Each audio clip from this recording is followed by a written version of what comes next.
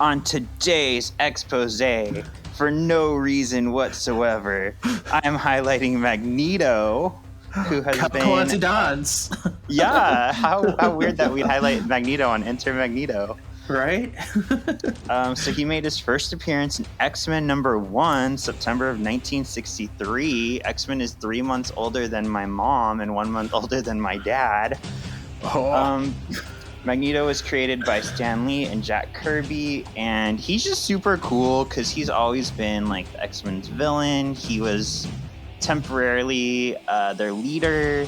He also was like turned into a baby at one point. This is my favorite storyline. He was turned into a baby, and then Moira McTaggart like re-aged him like 10 years younger, but then she like put in his brain like that he's good, and it drove him mad when he found out she did this. So he's a cool character, and now he's more of a hero than a villain, and not random at all. There you go. There you go. I go where I wanna go. Jean. Scott! Jean? Scott! I summon the Arctic winds! No more mutants! I summon the Arctic winds! No more mutants! I summon the Arctic winds! No more mutants! There's always more gators in the bayou. Don't get a Welcome to today's Solving for X. Today we're covering Enter Magneto and Deadly Reunions. My name is Shawn. I'm Kevin. And for some reason, I can't hear the name Magneto without thinking of my best friend, somebody I've known for many, many a year, his favorite character in X-Men. This is Chris. How are you today, sir? I am so great. Thank you so much for having me, guys. Yay! You're welcome. Chris has I'm been so jonesing for excited. like all week to talk about Magneto. I have. Yay. So tell us, Chris, why does Magneto stick out to you? So, first off, I seem to have an attraction to very powerful mutants, aka Magneto, Storm, Scarlet Witch. We know that was retcon, but we'll talk about that later. But the thing was like Magneto was just like, he was always very cool to me. Like I loved how he was like, he's very like set in what he wanted. Like, even though he was brought in as a villain, it's like his ideals was like, well, you know, I want to be the savior of mutant kind. And he really just didn't take shit from anybody. He didn't care who it was, even if it was, you know, his old best friend. And he's just a really cool, I think, powerful character. And he spoke to me. Yeah. How about you, Kevin? What's your relationship with Magneto? I mean, I just thought he was cool. I was never like passionate about him, you know, like Chris is. But I always enjoyed him. I always thought he was fun. I loved his flair for the dramatic. You know, that's always great. Is it me? Am I the drama? So, you know, he's cool, and I like that he's very certain in who he is, and he's unapologetic about it. So that's always, you know, admirable. Yep. Yeah, and I think Professor X and Magneto have very much been grounded in this idea of Martin Luther King and Malcolm X. So I think that's why they resonate as such real people, and like especially their relationship that they've had over the years. They were friends, they were buddies, they just tragically went separate ways. Like, they're very compelling. They are. And it's interesting because like, even though they went their separate ways, you see throughout time that like they still care about each other. Oh yeah. And they show that in their actions. Yeah, that's very true. All right, let's get into this episode. So Enter Magneto. This is actually kind of cool because part of how they got X-Men on the air on Halloween is they put it into this whole, like, these are new cartoons coming up and kids could vote for which cartoon they wanted to see the most.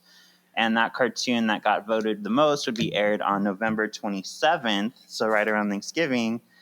And the X-Men team was very excited because X-Men overwhelmingly won the vote. It got put on the air November 27th. So they're like, yay. Oh shit, are we ready to do another episode? Because they're still cleaning up all the ones that came back bad. So Enter Magneto aired in time on November 27th, and then we'll see with Deadly Reunions, which is like the second part to this. That one didn't air till January. So it was a long time to get to episode 4. So that previously was very important. It was very important, yep. And this was written by Jim Carlson and Terrence McDonald, who we really don't see too much on the show after this one or at all, I think. All right, let's get into the story. So helicopters fly past the moon and loom over Beast reading in prison. He's reading Animal Farm. Guards chide Beast from outside his cell. Suddenly explosions rock the facility from outside. Something magnetizes the fences outside. Beast thinks it's Wolverine. A guard gets magnetically pantsed. He's wearing tighty whities. This is an important detail. You know, I just love these. Like it's like it's a hairball trying to read, and like just the lines in the show are just they're so cheesy but so amazing. Yes, everything we could ask for. Yeah, I was watching this with my mom because we were just wasting time at her house before going to dinner, and she's like, are these people serious, like, with these lines? Like, do you hear what they're saying? I'm like, leave it alone. It's like the best cartoon ever.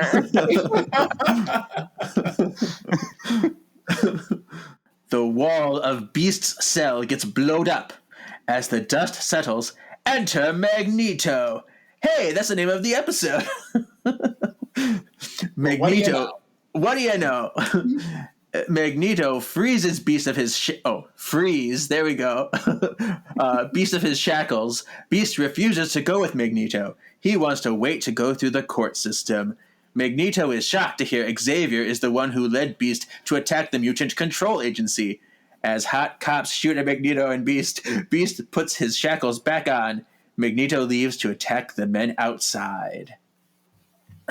So I remember as a kid, I was really frustrated with Beast because I'm like, what are you doing? You could be free. Like, just leave. What do we think of this watching this today?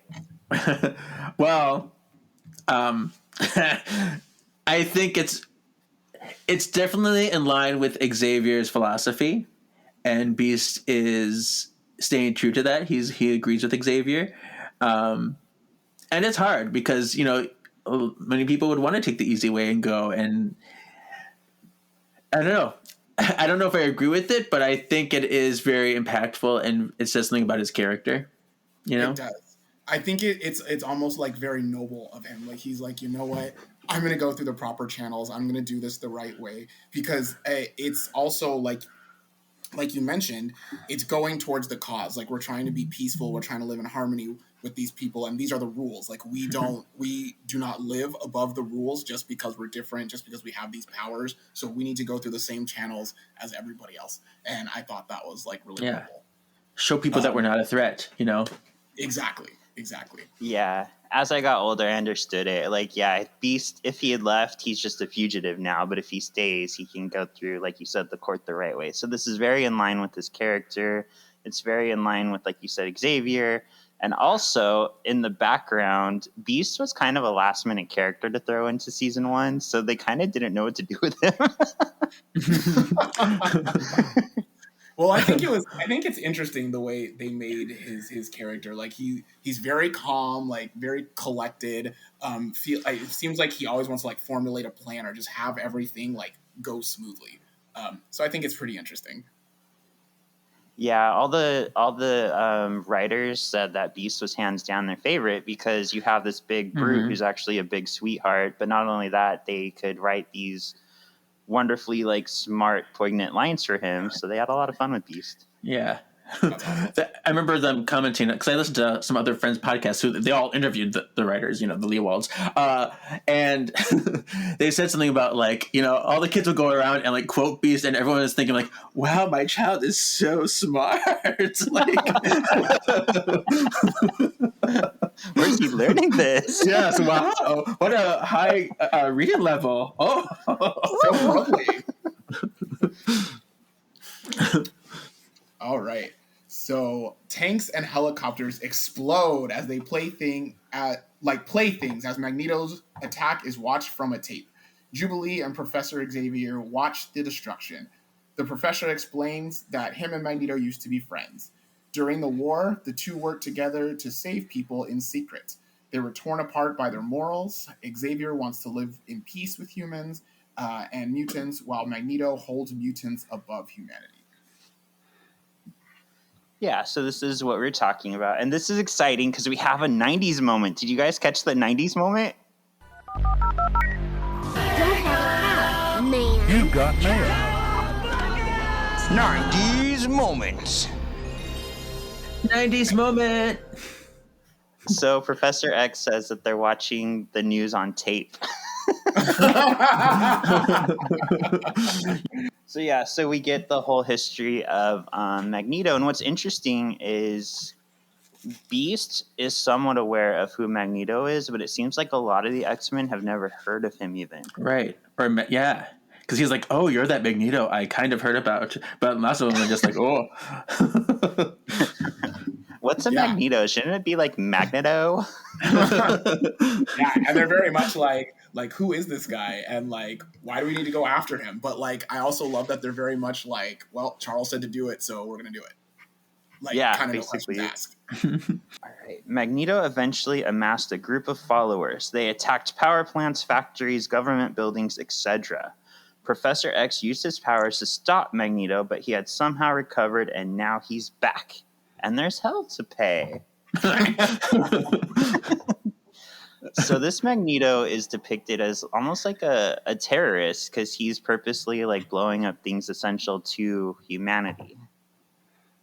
Right. Which, and I always thought that it's very interesting because like as you see his progression as a character, and like you talked about, you know, like over time he kind of becomes a hero, that type of thing. But when they first introduce him, like he's very much seen as like the villain, the bad guy, like a terrorist. He's like I don't care. I just want mutants to reign supreme. So yeah, they definitely paint him in that light. Yeah, there's this kind of soft retcon of Magneto from the early days because in the very beginning, in the very first comic, he has his little team called the Brotherhood of Evil Mutants. But as we've grown as a society, like the most compelling villains are the ones who don't think of themselves as villains. Mm-hmm. So they kind of retconned that Magneto purposely called them the evil mutants because he wanted to draw a line, like you're either with me or against me. So if he presents as like the naughty kids group, then he's going to get the naughty kids to join him. So right. I like that they kind of purposely like made him smarter than he used to be. And like he did it for a reason. Right. Yeah. People protest at Beast trial as Cyclops and Wolverine sit in on the crowd. Beast pleads to the court. He tells the court of the mutants that had disappeared just before the X-Men attack on the MCA. The crowd gets riled up even more. Beast is denied bail. Poor Beast. I'm triggered by this scene a lot, actually, because it's personal to what's going on in my life a little bit. Well, adjacent to my life. Because my dad is in jail right now, and he's been repeatedly denied bail, even though there's no proof or any kind of case against him. It's all hearsay. But because he's in Florida, and we know how Florida government is, and my dad is gay, they're trying to use him as an example, I think. And so they just keep denying him bail, and they have no trial date at all because they just keep floating him around. Like, we have nothing against you, but we don't want to set you free. And it's annoying. So I was really angered by this. Yeah, I'm sorry. I know you've shared with me some details, and I'm glad you brought it up. But I'm sorry you're going through that, and I'm sorry your dad's going through that. Yeah. Same. Tricky. Quite awful. I feel like I thought a lot about this when we were starting this podcast, but you bring up a good point. I feel like the reason this show is so successful and something we're still talking about 30 years later is sadly, because it is very real. We're still going through the same problems we were in the 90s. Like there's still hate groups. There's still violence against certain groups. it kind of excites me that it's still popular, but it makes me sad that we can still, All right. identify with it so much. Mm-hmm. And it's Right. crazy because there's still court systems that are prejudiced and they have an Yes. agenda, Absolutely. And Yeah. you even see in the scene, the guy that's representing Beast even calls out to the judge and says, "You're denying him bail just because he's a mutant." And like the judge, it's funny because like in the scene, the judge makes so many references to being like, "Oh, like, we don't want anyone to think we're being unfair, or like don't make comments like that, blah blah blah blah." But it's so clear that Exactly. like, it's absolutely against him simply for that fact. We got to make it look like we're not prejudiced, but we really are. He's like, state your case. And then he has this beautiful poem. He's Shakespearean it up. And he's like, don't play with me, Beast. I'm like, okay. So Chris brought up the Beast's lawyer. He's actually a very interesting, I'll just say interesting because he comes up a lot later in the series. So I don't want to give too much away for first-time watchers. But his name is Cameron Hodge. Yep. In the comics, he was actually working for Angel at the time. And he's the one who actually ordered the hospital to cut off his wings and turned Warren over to Apocalypse. So he's actually he portrays himself a certain way, but he's actually working against mutants from the inside. So we'll see how that goes in this cartoon. Yeah. Absolutely. Because seeing this scene too, because seeing how pretty much everybody in that courtroom is just anti-mutant like crazy. It goes, and the fact that he was just denied bail so easily. I'm just thinking I can see Magneto's vision even more because you played by the rules, you try playing by the rules, and they still screw you over. So it's how long are mutants going to play by the rules if nothing changes? Right. Sometimes not fighting back just ensures that nothing will, things will stay the same and nothing will change. Right. So, it really, as an adult, I see both sides a lot more blurred. Yeah. Well, and in the court, they talk about 11 mutants disappearing. Do either of you have a theory on where those mutants went? I feel like they were probably kidnapped and sent off to Genosha. Oh, Chris got it. That's what I was thinking too. Yeah. And it's interesting because I wonder if we'll see Hodge in the Genosha episodes. I I'll wonder just leave it too. there. That would be really weird. See, in my mind, I was thinking, are they killed? Did they execute them? Because I was just thinking the worst. I'm like, oh my god, how awful! You're awful. All right. So as Beast is led away, Sabertooth attacks. He calls for Beast's freedom. Cyclops wants to help save Sabertooth, but Wolverine refuses to help. So I'm going to comment on this directly, if that's okay.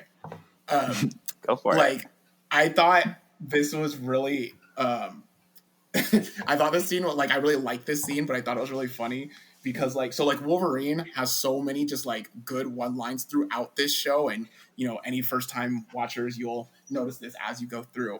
But when Cyclops is like, "Oh, we have to help him, they're gonna kill him," and Wolverine just crosses his arms and goes, "Good." Yeah. And I just died. He's a scoundrel, I tell ya. Yeah, so we get right away that Wolverine's not having it with Sabertooth. And I like that the show didn't write down to us as kids. We don't know anything about Sabertooth yet, and all they're telling us is Wolverine doesn't like him for some reason. Where I feel as other shows might have told us a bunch of exposition on why they don't like each other right away, but X-Men trusted that we would get it. Right. They can give you information little by little because I think that's better. You discover as things play out. I like that because it gives you a reason to keep coming back because you're curious. You're all right, well, they hate each other, but why? You know what I mean? And so it gives you a reason to keep coming back to find out more. Yeah, and especially at this time that they're basing a lot of the stuff on in the 90s, that's kind of how the comics were. They would just throw in oh, by the way, Wolverine used to know this guy Omega Red. So they kind of do that. They tell you stuff later as you go. Back at the manor, Professor X is searching for Magneto, who he shouldn't be able to feel if he's wearing his helmet. Enter Jubilee and Storm. They're worried for Xavier's health. He's been searching all night. Just then, the alarms go off. Cyclops and Wolverine are returning with Sabertooth. So we get I thought this was interesting because we get Jubilee. She sees Sabertooth and she's like, that guy reminds me of Wolverine. And I think there was a much deeper thing going on here because when Chris Claremont first was writing for Sabertooth, he had the intention of making Sabertooth Wolverine's dad. That's who Sabertooth was originally going to be. And we see with Chris Claremont, with his writing, I think it's a strength and weakness of his. Like, he's all over the place. Like, he'll introduce something early, and then he won't get back to it until later, sometimes not at all. So eventually, as other writers came into X-Men, like, Sabertooth got farther and farther away from being Wolverine's dad. But I wonder if that's why Jubilee, like, notices, like, there's a family resemblance. You know. Relatability relation. Yeah. Yeah. Oh, I mean, they also. Oh well, he came in. He was knocked out when he came in, wasn't he? Yeah. Yeah, because I was gonna say their personalities are very similar, but she hadn't seen that. No. That's true. Yeah, she wants to trust him. She wants to love him. Oh.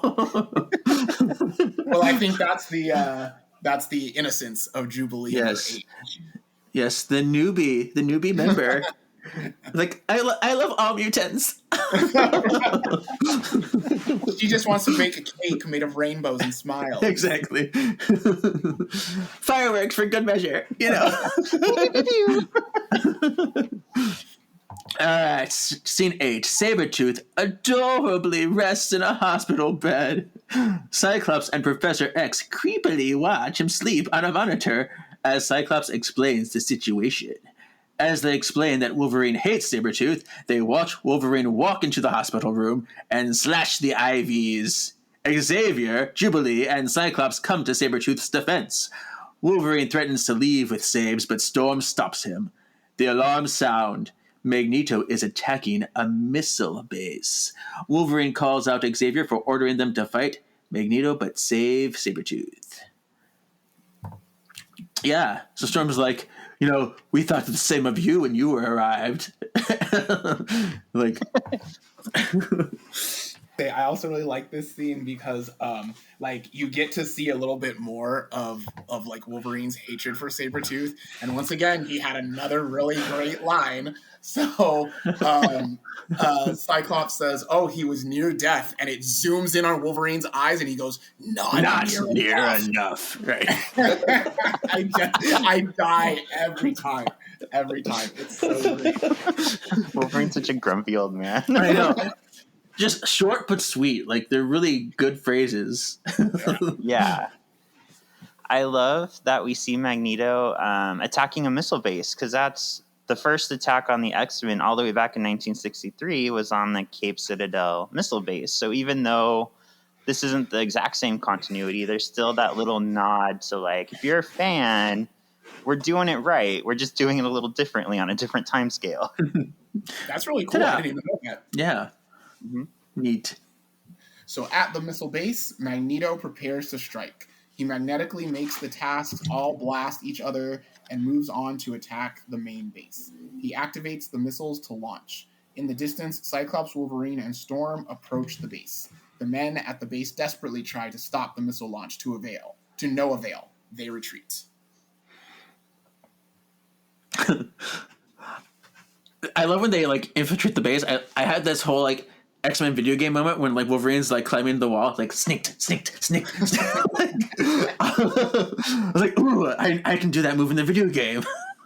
Was that X-Men Mutant Apocalypse on SNES? I think so, yes, because that's the one I had. I had SNES, and I'm like, I remember that game, yes. I downloaded a ROM of it and put it on my SNES Lite, so I played through most of it. I love that game so much. That game yes. I love playing Cyclops. I love playing Psylocke. Like, yeah, fun stuff. Psylocke is the most fun. Yeah. Oh, yeah. 100%. Yeah, so great. 100%. And I think this scene was really interesting because, like, you know, they're trying to figure out, like, how do we stop these missiles? And Cyclops was going to just, like, blast them. And Storm tells him, no, don't do that. Like, they're going to detonate. So then she decides, okay, that's fine. I'll just sacrifice myself to blow them up. That's cool. Because that's a better solution. Right. Luckily, Professor Xavier is there to kind of like talk her down and be like, there's other ways that you can do this, Storm. Right. Yeah, I was laughing. Well, first of all, because they all fell down, and then Cyclops is in his famous like bottom pose, like you know those memes where it's just like, oh, and Cyclops is in that pose. I'm like, oh my, Oh my. sexy bottom pose. Yeah. And then when so I like that part. And then when Storm was doing the whistle, she's like, let me narrate for you everything that I'm doing. Wind, warheads, yes. Short circuits them, yes. Like. That's Storm's role in this entire show is to narrate for herself. Yeah. It's great. It makes me happy. Yep. Outside, Magneto confronts the X-Men. Magneto is sad to see the X-Men don't want to work with him. Magneto traps the X-Men in a magnetic shield and drops them. He dramatically flies off. So dramatic. Spreads his So little dramatic. magnetic wings and just flies away. Yeah. Welcome to die. Is it me? As the X-Men recover, the silos open for launch. Oh, we were ahead of ourselves with this description. It's fine. Wolverine does what he does best and destroys everything as he looks for a switch. The X-Men aren't able to stop the missiles. Oh. So yeah, Wolverine like basically runs through the entire place just like trashing everything, destroying all the computers, just being like, somehow this has to be able to turn off. He's just like, where's the blaster switch? And just nothing works. Yeah, it's very like Night of the Sentinels when he like breaks into the door and Beast is like, I have the key. It was on the guard. Right. Wolverine is very much an act Smash now. and ask questions later. That's the way. Yep. Mm-hmm. All right. Back at the manor, Professor X Xavier gasms. Jubilee runs in to check on him. He feels responsible for not permanently stopping Magneto when he had the chance. Yeah, what an interesting thing that like we're seeing Professor X blaming himself. If anybody dies, this is on me because I didn't kill Magneto when I had the chance. That's dark. It is. It is. You should have stopped me when you had the chance. And I think it's just the realization that like Magneto isn't going to stop at any cost, and it's like so he almost just feels guilty because he's like, I could have actually done something about this. Yeah. Cyclops, Storm, and Wolverine watch as the missiles launch. Storm stops Cyclops from blasting them as it would cause them to detonate. This sounds familiar. Instead, she flies off after the missiles. Cyclops X-thingy Storm and tells her to stop, but she tells him to shove it. No, I must go. I know what I must do. Yes. I feel like this is how she would have said it. Shove it! Shove it, Scott!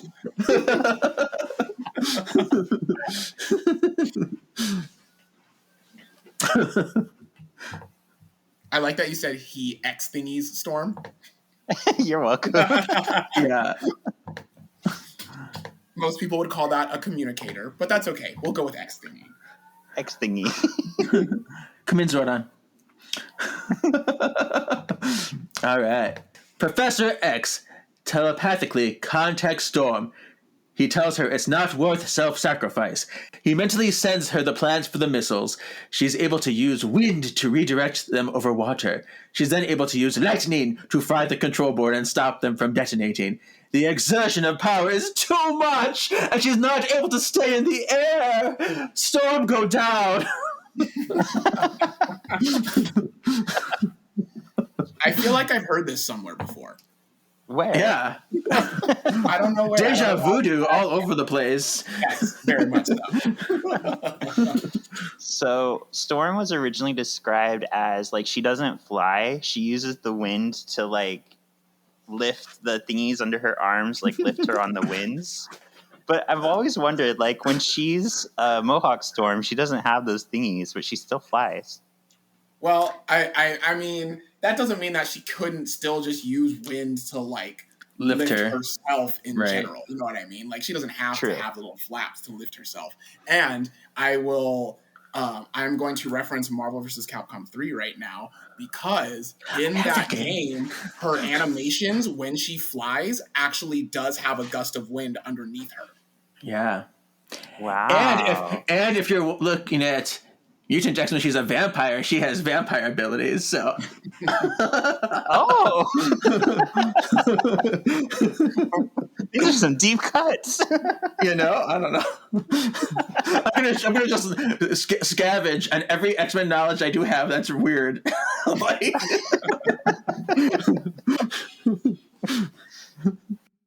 Wolverine acts up and runs to catch Storm. What a cute couple they make. With Storm safely in Wolverine's arms, Cyclops runs over to check on her. Storm is asleep, but okay. The X-Men go home. okay. Cool. And this is where we get the really cute, like, Cyclops going, okay, let's go home. I had it in my notes. I'm like, is he like sexually aroused right now? He seems like it. Just a smile. Okay, let's go home.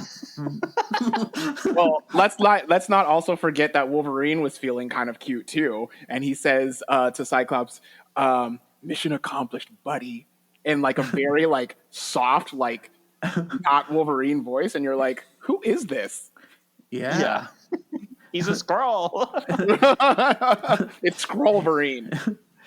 Yeah, I've always, like, ever since they briefly paired up Wolverine and Storm, and ever since they did, like, I'm a stan for that couple. They don't belong with anybody else. He doesn't belong with Cyclops and Jean. He belongs with Storm. I mean, it makes.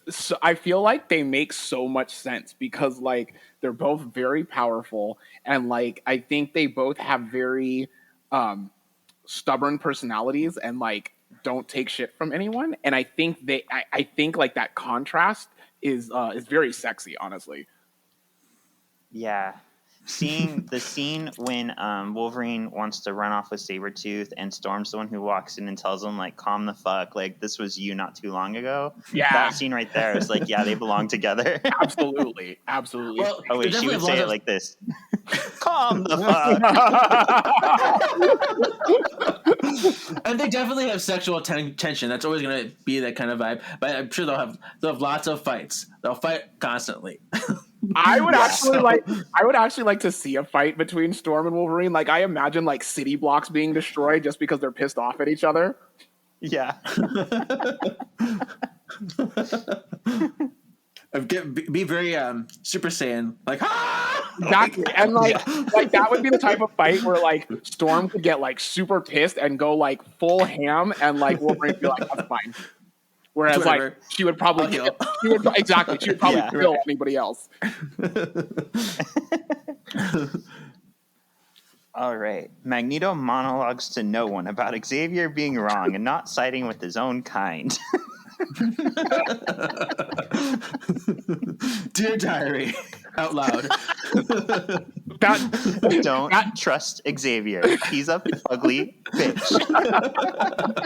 That just reminds me of like those tweets that you see where people will be like, no one. And then there's just emptiness. And then the next scene is like, this person did this. Like, I'm just like, wow, that's what I see there. Yeah. And, you know, it's so funny because like during his monologue, he's just like, Charles, why? Why have you turned against your own kind? So like, I think it's kind of funny. Yeah. Mm-hmm. But I mean, it's necessary to see what he's thinking. I think the only thing they could have done differently is if they put him with a team, but I think that would have taken away from how powerful Magneto is himself.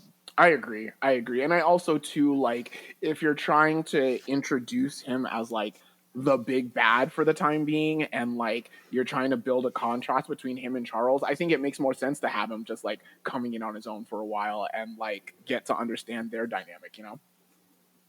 Mm-hmm. So, Chris, since this was the introduction of your man, how did you think it was handled? Was this an extreme episode, or would you exit out and have it be done differently? Oh no, I actually really like the way they did it. You know what I mean? And so like it's funny because I tend to like villains just in general. So I think that also kind of played into my liking for Magneto. But I like seeing because like you mentioned earlier, like it almost kind of humanizes him because he's like, you know, this is for the betterment of mutant kind, and but at the same token, he's very much like, I'm going to do whatever it takes, and whoever gets in my way is now my enemy. And I think that just shows just like how strong-willed he is. Yeah. So I wouldn't have done How that. about you, Kevin? Extreme or X out? I'm extreme in this one. This is a very important episode, I think, for lots of reasons. You know, I mean, we get Magneto, we get all of his gloriousness, we get a lot of the X-Men, you know, feelings, their philosophies coming through. So, yeah, I like it a lot. Yeah, it's very deep. I'd say extreme also. And I think one thing that Eric and Julia Lewald, when I saw them live, talked a lot about is they actually got a lot of crap. Because if you think about it, the first episode usually introduces the main villain and like the players, kind of like how Pride of the X-Men did. But their first thing that they showed us was the Sentinels. We didn't even hear about Magneto until episode 3. So they said they really wanted to establish like humans are dangerous to mutants just as much as other mutants. So I love the way they did this. I love the way that, like you said, Kevin, we see more about Beast and like his morals and who he is. We see Charles like, did I do the right thing in letting this man live? Like that's such a heavy thought to put into this cartoon. Like it's just such a strong episode. Absolutely. That's why we love it. Yep. Extreme. All right. Extreme. Chris, who would you say is the most excellent player, most MXP? I'm gonna have to say that out of this episode, I think Wolverine was actually kind of my favorite in this episode. Like, I feel like I'm sorry, like his lines, they just get me. They get me every time, and so yeah, he's gonna be my pick for my favorite for the episode. Nice. How about you, Kevin? I'm gonna say Magneto because you know it's his time to shine. It's his moment.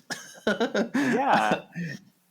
I don't know. So this is cute because we all have a different pick then. Because mine is Storm because she like totally saved the day. Like she was such a badass in this. No, it really was. We're gonna get into our next segment, the X Factor. So, what is it about this this episode that was our favorite, and how does it tie into the greater X-Men lore? How does it represent our X-Men? You know,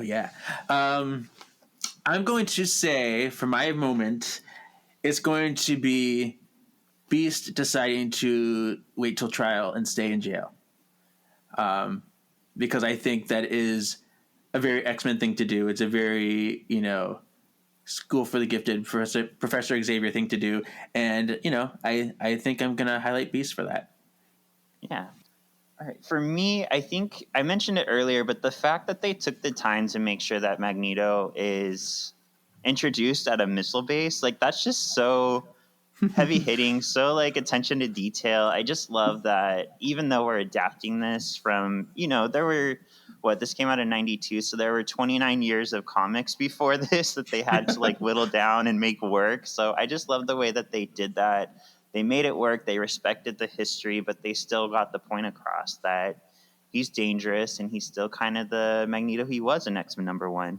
Mm-hmm. Yeah. And so I'm going to say probably my favorite scene is in online with Kevin's, you know, the part with, you know, Beast being broken out. But my favorite part of that was more Magneto coming to the scene. coming to break him out, because he's like, this is my brother, like he does not need to be in chains. And there's one point where after he and Beast kind of banter a little bit, he just decides the humans must be crushed and I have the power to do it. And he goes out and he destroys all the tanks and just puts this like fear of God basically into these people that are just shooting at him. And so like, I think like that's just so iconic for his character. And like one thing I wanted to, just kind of talk about is like I really love the way they paint Magneto in this light. Like I said, like very villainous. And then, we've had other versions of Magneto. Like we've had, Sir Ian McKellen, and we've had Michael Fassbender. And like I feel like they all have little bits and pieces of each other. And one thing I wanted to note about Ian McKellen's Magneto. So I mentioned earlier how like one thing I like about Magneto is that he's very powerful, right? And on the surface, you'd think, oh, his power is magnetism. Like, okay, so he can mess with some metal, whatever.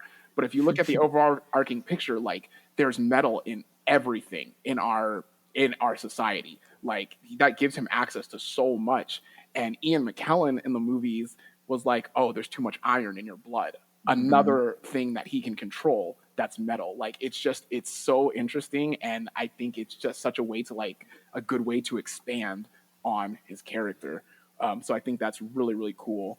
And then I feel like the Michael Fassbender version of Magneto, I feel like personality-wise is more in line with this Magneto, like very mumuch like I'm going to be kind of destructive and in order to obtain my goal, and I don't care who gets in my way. So I love it. Yeah. Such a Magneto stan. We love her. We love her. We do. Cool. Well, we're going to get more Magneto and Sabertooth now because we're going to get into our next episode, Deadly Reunions. Woohoo! So, for today's expose, I guess that's the second one of the day, we're doing Sabertooth, ta-da, whose real name is Victor Creed. Oh, yes, what a sexy little name. And he first appeared in Iron Fist number 14 in May 1977. He's got healing factor like Wolverine. He's got little adamantium, little claws, little nails. He's got some super strength and stuff, so he's super cool. A little hairy, a little furry, So that's your Sabertooth for you. You're a dirty girl. Always. All right, so Deadly Reunions, like we said in this episode earlier, it premiered January 23rd, 1993. So this is technically the first episode to air in its new time slot. And like we talked about before, with all the production issues, January was like unheard of for a show to start up in January. So they basically had no competition because everything else was on reruns at this point. So then suddenly there's this new X-Men show everybody's watching. And this is written by Don Glut. Don Glut. We start as Professor X rifles through Sabertooth's mind. We get images of Deadpool, Wolverine, Maverick, Shiva, Omega Red, and worst of all, Janice Hollenbeck. She ain't no Hollenbeck girl. Oh, ain't no Hollenbeck girl. Okay, anyway. We see Sabertooth in a cage being bullied by humans. Professor X psychically bonds with Sabertooth and fights off the attackers. This was weird. This was like Xavier Tooth. It was weird to me. Yeah. Creepy to me. One of the creatures grows behind Sabertooth and resembles Wolverine. It hits Sabes in the stomach with a stick, breaking the link. Sabes runs off, locking himself in a brick box, which the professor tries to penetrate with his mind penis. Oh my gosh, the language! It's like, I can't probe your mind anymore. And then he's like, oh, I have to penetrate hard. I'm like, oh my, well. Oh my. So I know this one's a little loose, but I'm counting this as a 90s moment because these characters are so nice. Like the 90s was all about throwing in random new characters that linked to Wolverine somehow. And I actually have a little bit on each of these characters for you. Okay. Ooh, do tell.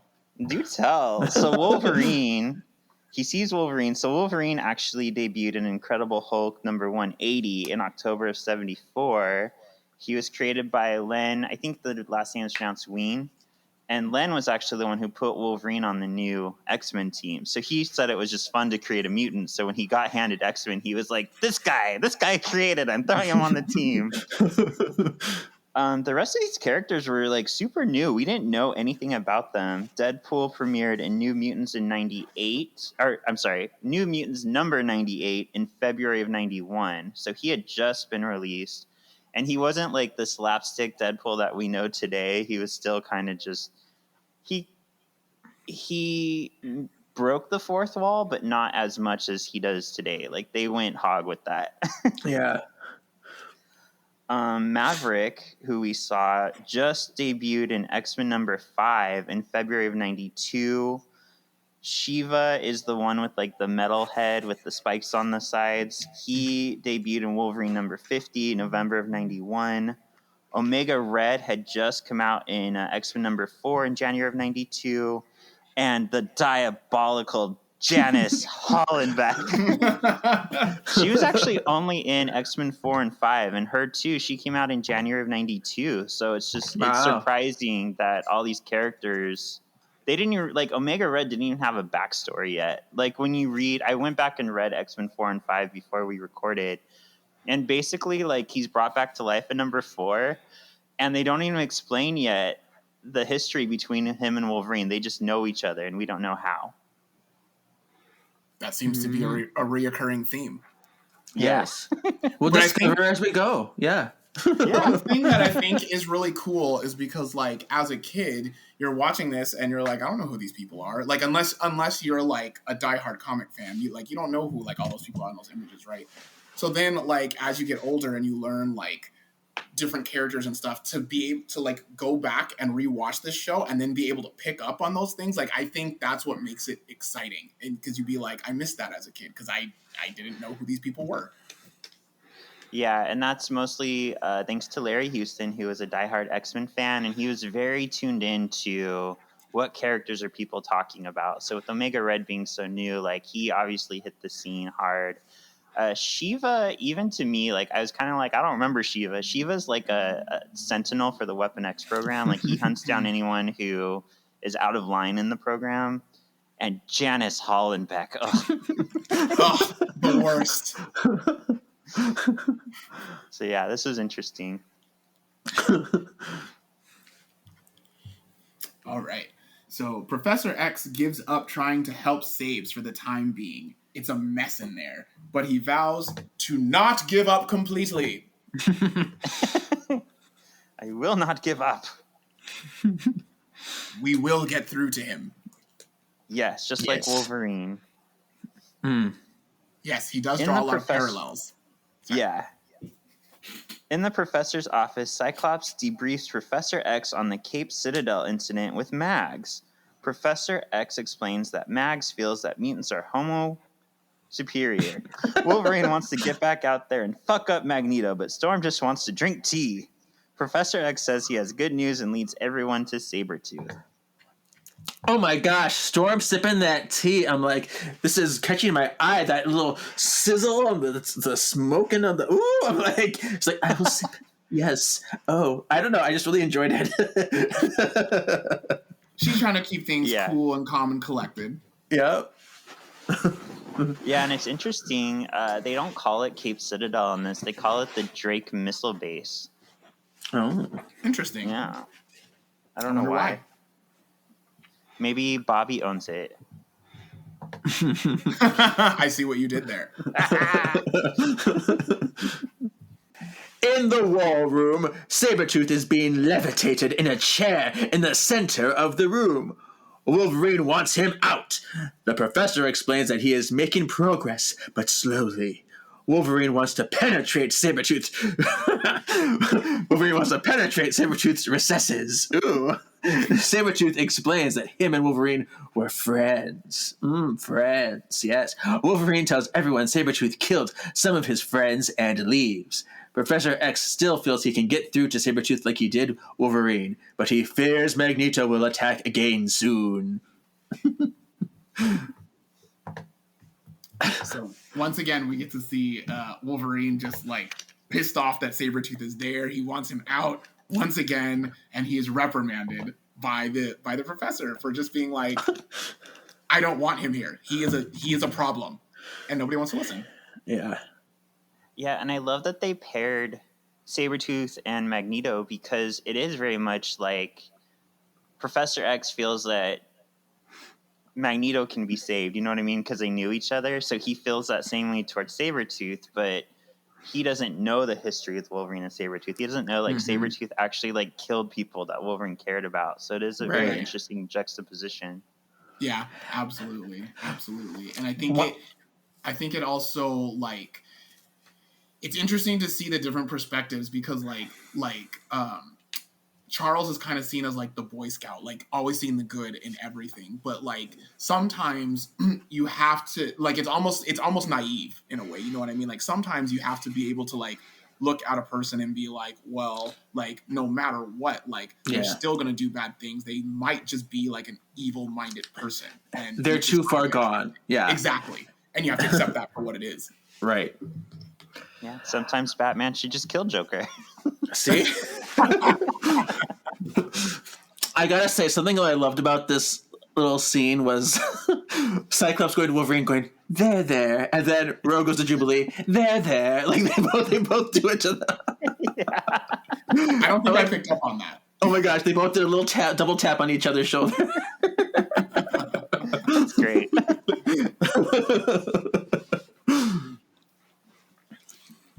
Okay. At his base, Magneto types away while monologuing to himself. This seems to be a recurring theme. Dear Diary again, yes. He is planning out where to strike next. He lands on Metro Chemical.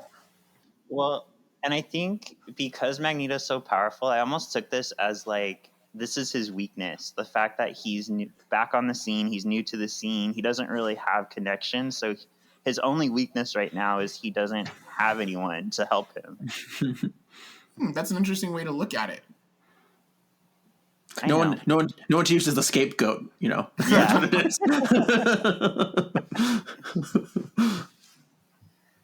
At Metro Chemical, Magneto strikes, aiming to kill and disrupt as many human lives as possible. Just as Professor S is explaining Cerebro scanning for Magneto, the alarm sound. The Professor, Rogue, Storm, and Cyclops take off in the Blackbird. I do love that the Professor goes with them. I think that's an important detail into who Professor X is. I agree. And I also think it very much plays into like how he's like, I feel like it's almost like he feels as though like Magneto is his problem. Like I can't just send my people to like go and try to like do the dirty work for me. Like I need to be there to really handle this. Yeah. Personally invested. Yeah. Yeah. Back at Metro Chemical, people are running in disarray as the plant explodes around them. Magneto is woodwinked. What? What? Magneto is woodwinked. Is wondering. Wondering. Like, woodwind. Oh my, what does this mean? Magneto is wondering what Xavier will look like as Storm, Rogue, and Cyclops blast their way in and attack. Magneto gives a lesson in how electricity and magnetism are related. As Storm blasts him, Magneto easily takes out the team. Okay, so one of the best parts of this entire episode. So before we mentioned that Magneto is wondering what Xavier will look like, the exact line that he says, I wonder what Xavier will look like after all this years. perhaps a toupee. And I just died. I died. I was like, who wrote that? Like, what did you think? Right? Like, what made you think that this, like, super evil, like, terrorist villain coming, destroying power plants and shit? He's just like, I wonder if Xavier will have a toupee. Yeah. I know See it blowing in the wind. Yeah. This is great because even though it's a joke, like, it does show how much he just doesn't care. Like, the plant is literally blowing up around him, and he's like, perhaps a toupee? In drama.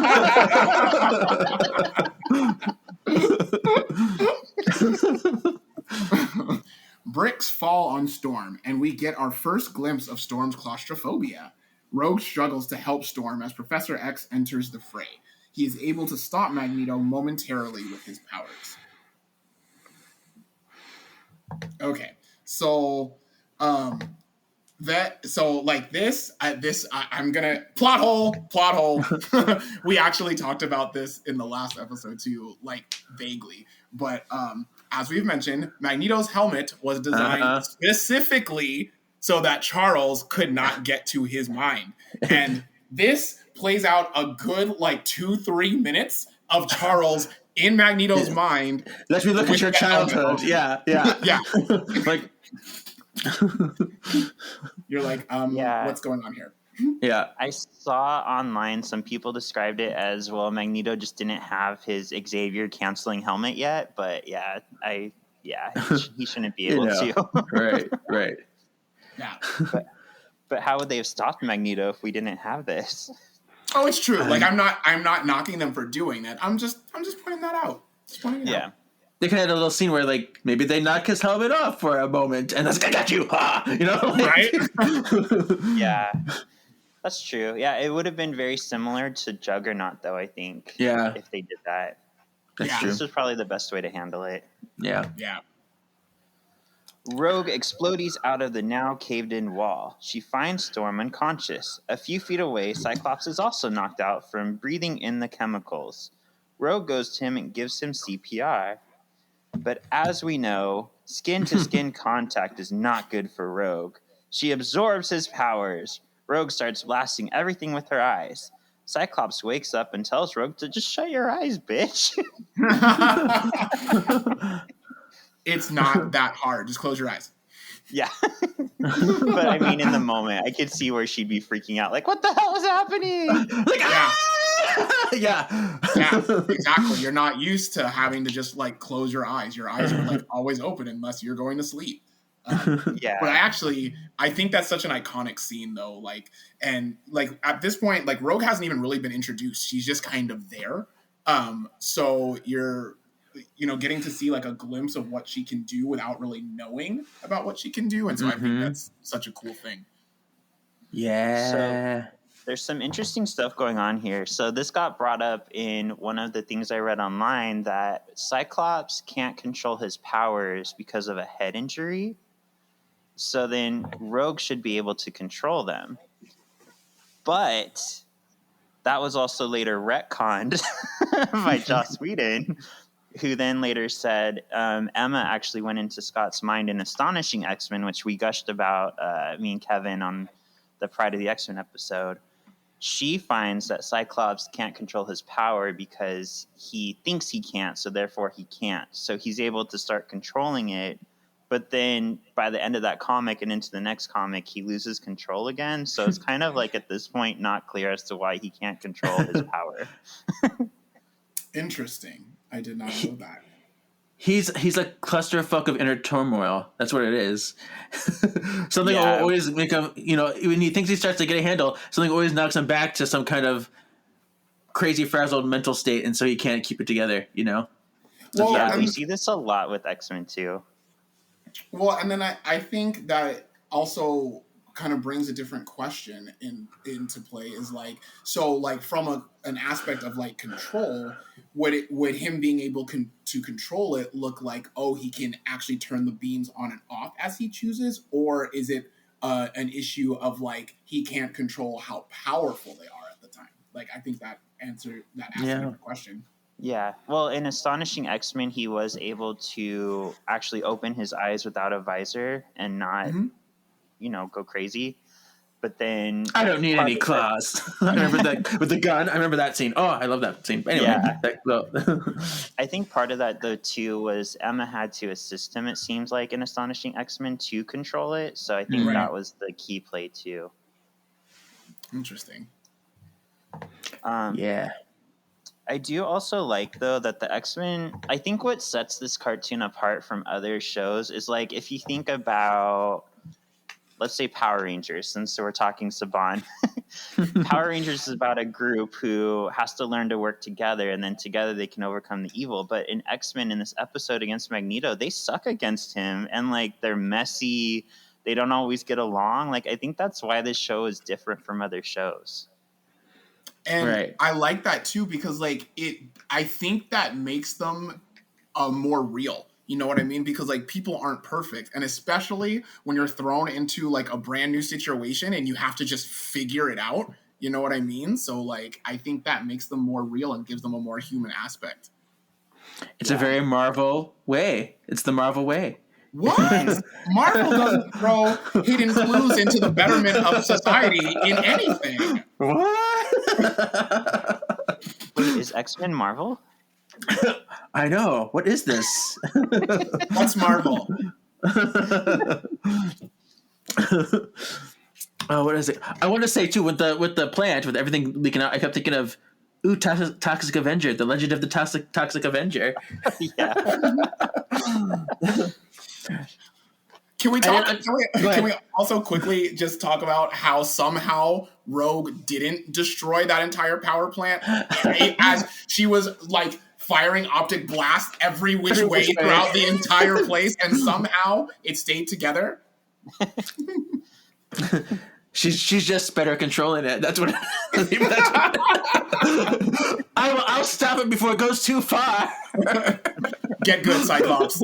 Right. Although she does have that weird line that I didn't understand. Something about like your old buddy doesn't like the grass growing on his feet or something like that.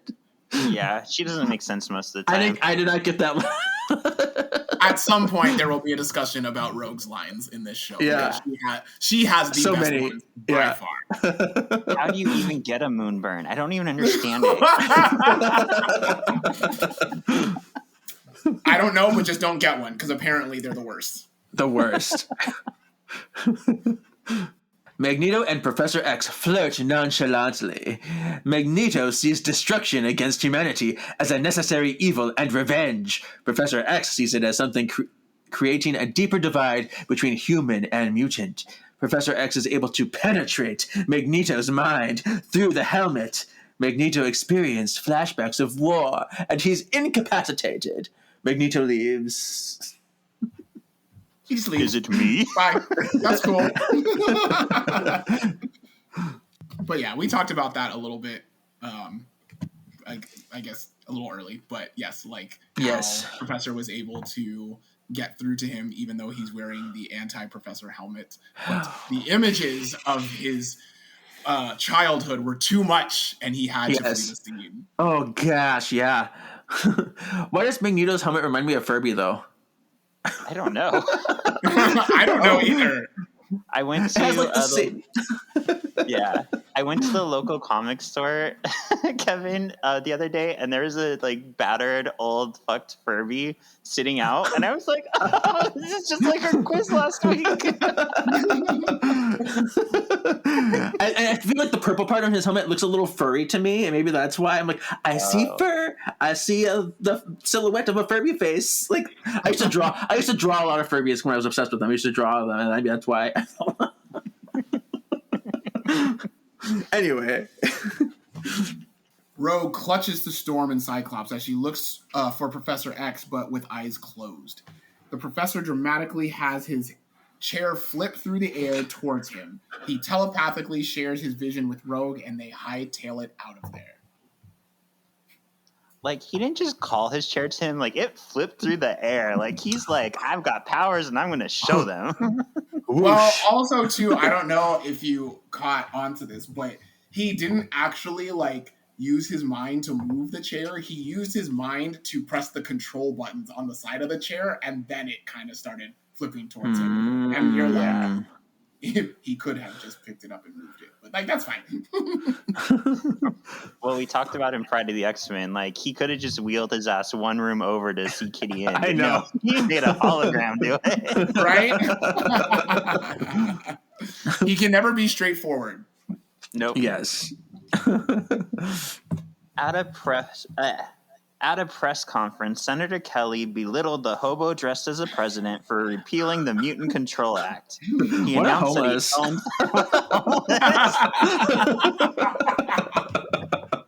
He announced that he aims on running for president. All right. Back at the manor, Jubilee is watching Senator Kelly's conference on TV. She doesn't think he'll win. Senator Kelly announces he wants to pull all mutants in internment camps. Sabertooth watches with Jubilee. He starts playing in Jubilee's goodness. Jubilee frees one of his hands, but Sabertooth grabs her. He breaks real fast. Jubilee tries to zap him, but Sabes has her arm pointed down. Sabes reveals he was faking being cursed by the... No, now I'm saying... Okay. Faking being cured by the professor. Sabes says Magneto ordered him to take over the mansion while the X-Men are away. Jubilee frees Sabes and he prepares to strike. Qua? He's been working for Magneto this whole time? Didn't see that coming.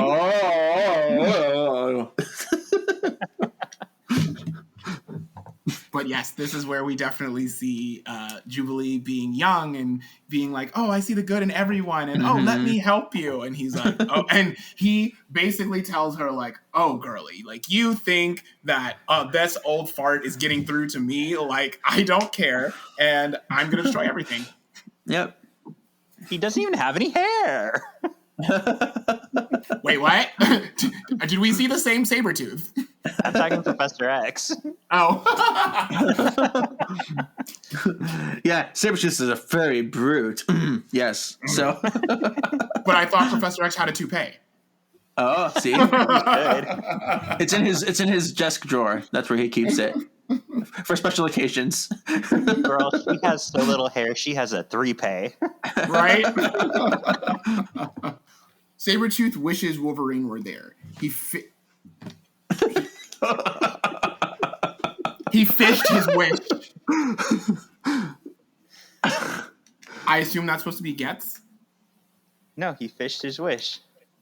Oh, Like in Go Fish, where you're like, fish my wish. I've never heard that before. I did Me not know neither. that was, okay. I've never heard that before. I'm like, what does this mean? I thought that was a typo. Okay, I'm just going to start over. Sabertooth wishes Wolverine were there. He fished his wish. Enter Wolverine.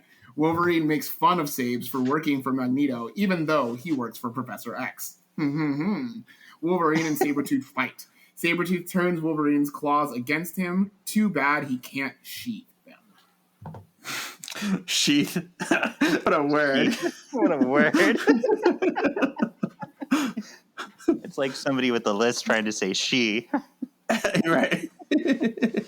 Yeah, and I think it's funny how Wolverine is like, oh, so, you used to just kill people for fun, and now you're working for Magneto like, some kind of rat. And then Sabertooth is like, well, right back at you. I heard you're going soft, and apparently I was right. Yeah. Egg-sucking piece of gutter trash. Yes, another one of the one-liners. One of the best ones. He's like, I'll show you who's soft. So apparently, a lot of the writers were big fans of Westerns, so that comes from a Western movie. They just quote a lot of Western stuff for Wolverine's line. Interesting. Yeah. I suppose it's better than a dingo line, so I'll take it. Yeah, Australian Wolverine. And it's just so well delivered coming from Wolverine. Right. Yeah. In the other room, the X-Men return. Rogue flirts with Cyclops. It's like maybe we'll try again sometime. Something bumps the wall, and they head towards the war room. All right. The professor enters as Sabertooth is thrown to the ground. Sabertooth takes the opportunity to slash Wolverine. Sabertooth lunges, but Jubilee blasts him out of the mansion. Sabertooth runs off. Yeah, pew, pew, pew, pew. Sabertooth runs off as Professor X airs his worry that Magneto is still out there, and he won't stop. I can't stop. Okay. Anyway, there you go.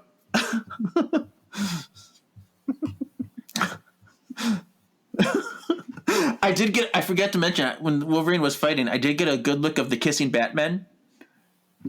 I've heard about that. Have you heard that, Chris? Yes. I've seen the picture. Yeah. Yes. So he was like right up in front of the screen. I'm like, I see it. It's right there in my face. The kissing Batman. Okay.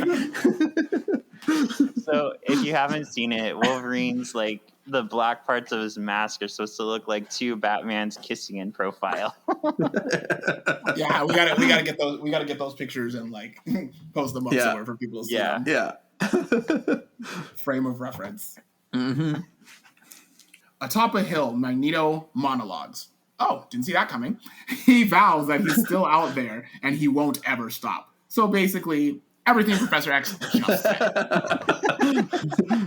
I'm reiterated. Yeah. You have to have the villain just, confirm everything that the hero is already, pretty sure about them. Mm-hmm. Mm-hmm. All right, Chris. So this was the second part of your Magneto introduction. Was this Extreme or X Out? This is definitely Extreme. Again, Magneto is working on his own. He's like, I'm going to go destroy this power plant for reasons. And then also, even at one point, when the X-Men first show up, Charles isn't with them right away. It's just Rogue, Storm, and Cyclops. And he makes some mention of like, the three of you are weak and Xavier is too cowardly to even come and face me. He's like, I won't stop until he does. So, yeah. Absolutely Extreme. How about you, Kevin? Extreme! Yeah, I'm totally Extreme. I don't know. I loved it. I thought it was fun. I liked the action. I liked the comedy. I mean, even if it was purposeful or not, I don't know. But it was great. It was a great time. Yeah, I'd say Extreme also. This is a great episode to showcase our different players. Like Rogue, like Chris said, we really haven't seen much of her since Night of the Sentinels.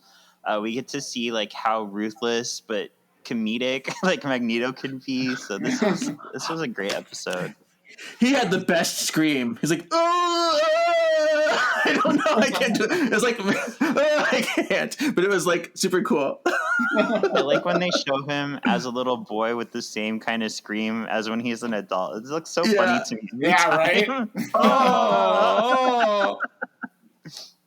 All right, Chris, who's your MXP, most excellent player? Oh, man. It's tough on this one. Actually, I'm going to go ahead and say Rogue in this one because, like, I think it was so sick when, like I mentioned earlier, like when she absorbs Cyclops' powers and she's just going out of control all over the place. But, like, I feel like she was almost kind of the hero of that scene because, she takes care of Storm when the wall is falling on her. Also, mind you, after the wall falls on them, Rogue comes to like help Storm out, and he just tells her, "Oh, Storm, that brick wall wasn't that heavy." And I was like, okay. Then she's like, Cyclops, oh, you too. Let me come to you. But she also carries Storm and Cyclops out with her eyes closed, obviously with the help of Professor X. So yeah, she was kind of my MVP for the episode. MXP. How about you, Kevin? Well, coincidence, I had Rogue too. For all the reasons you just said, amazing. I don't know. I love anytime Cyclops' powers are used, even if it's not through him. I'm just like, oh, my heart is swooning. Oh. So, no, she's great. This was her episode.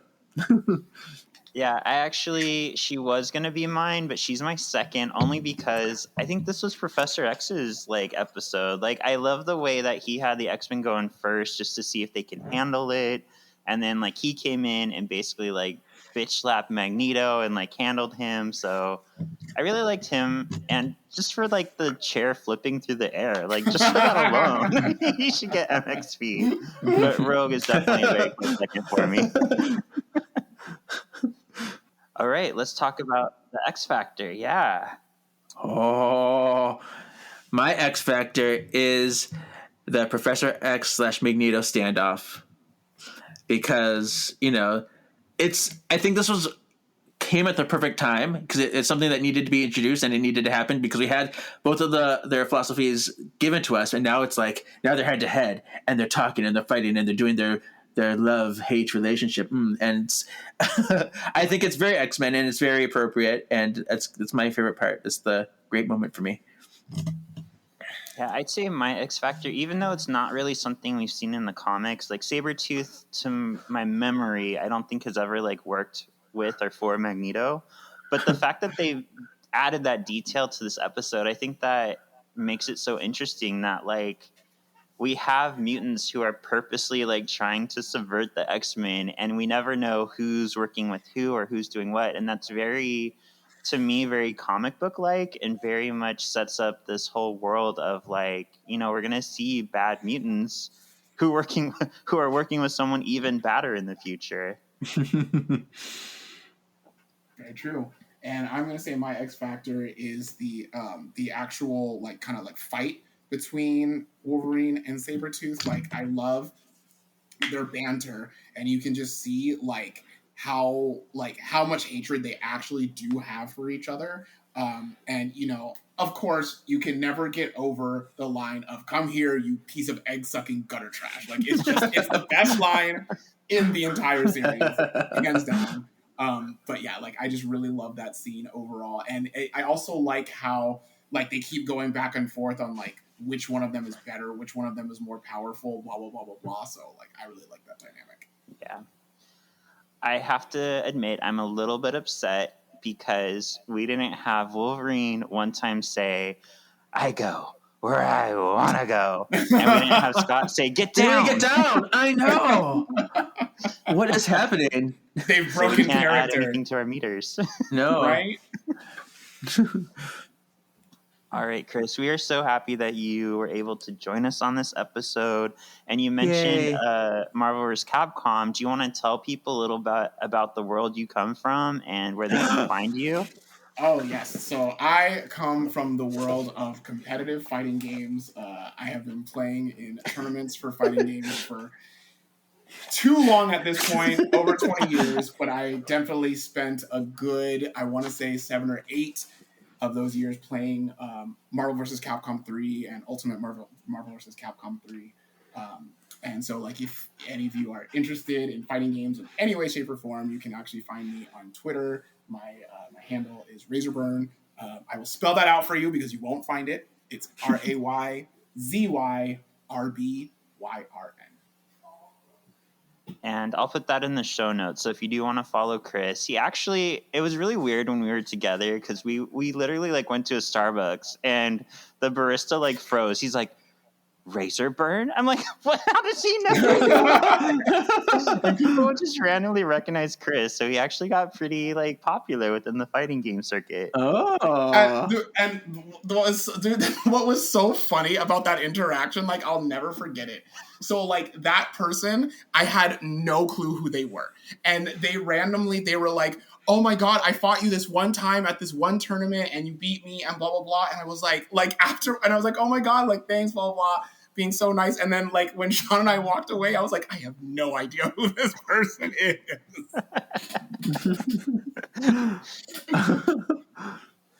All right, Kevin, and where could the kids find you? Oh, the childrens can find me all over. You can find me at Words of the Witches, my other podcast where I cover the Charmed published material. You can find me on Hanging with the Halliwells with Shawn, the other podcast that we do together, and my personal page, KGZ87.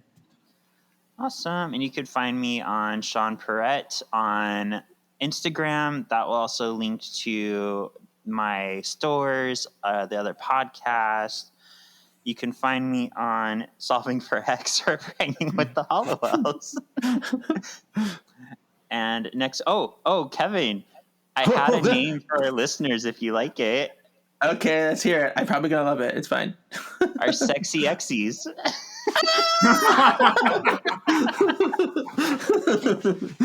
That's right up my alley, you know? I thought so. So does that mean they used to be your listeners? I know X's. So sexy X's. Next week we'll be back with Captive Hearts and Cold Vengeance. So far for the story order of things, you can be watching the show in order at this point. It doesn't go out of whack until season 3, so we're in the clear for now. Okay, cool. Awesome. I also just want to say thank you to you guys for having me on the show. I've definitely very much enjoyed it, and I was looking so forward to being on it. So I just want to say thank you guys. Yay! We love you. That's what I said. I love you guys too. All right, sexy X's, don't get a moonburn.